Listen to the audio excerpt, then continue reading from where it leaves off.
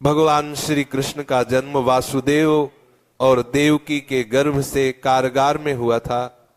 वासुदेव ने श्री कृष्ण को गोकुल में यशोदा के यहाँ दे दिया था, जहां यशोदा ने अपने लल्ला कान्हा को बड़े ही लाड़ प्यार से पाला।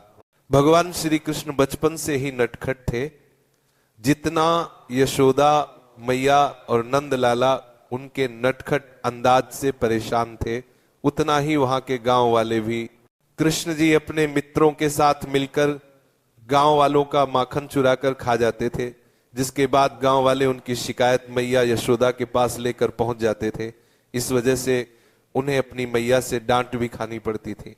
कालिया नाग का वध श्री कृष्ण की प्रचलित बाल लीलाओं में से एक है।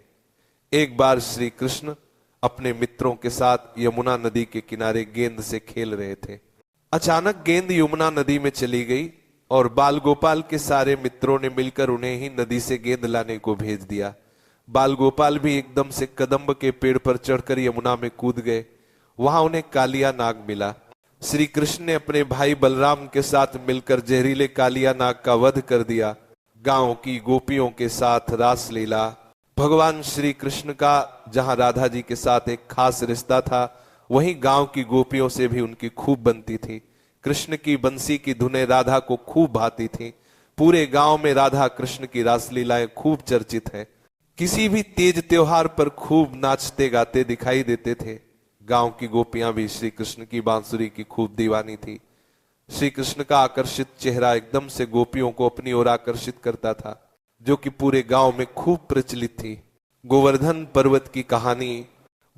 पर्वत की कहानी से भी हर कोई परिचित है, जो कि उनकी प्रचलित लीलाओं में से एक है।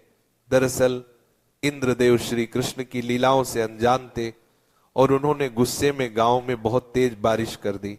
गांव वालों को बचाने के लिए श्री कृष्ण ने गोवर्धन पर्वत को अपनी एक उंगली पर उठा लिया और सभी मथुरा वासियों को उसके नीचे शरण दे दी।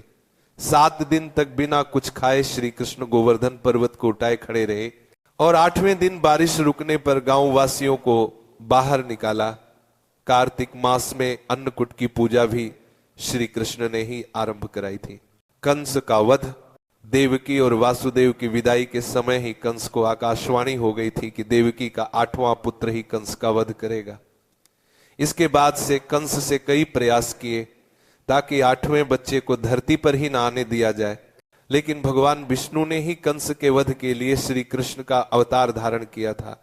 कंस ने श्री कृष्ण को मारने के लिए कई उपाय अपनाए, लेकिन वे सभी में विफल रहा। श्री कृष्ण और बलराम के अद्भुत पराक्रम को देखकर कंस ने उन्हें एक पहलवान के हाथों मरवाना तय किया। इसके लिए कंस ने श्री कृष्ण और बलराम को पहलवान से लड़ने के लिए आमंत्रित किया, लेकिन उन्होंने उस पहलवान को मार दिया और कंस का भी वध कर वासुदेव और देवकी को कारागार से मुक्त करवाया। कंस के वध के बाद कृष्ण और बलराम शिक्षा के लिए अपने गुरु के आश्रम चले गए। कुछ दिन श्री कृष्ण ने द्वारका में ही बिताए। इसके बाद महाभारत का ऐतिहासिक युद्ध पांडवों और कौरवों के बीच लड़ा गया, जिसका नेतृत्व श्री कृष्ण ने किया।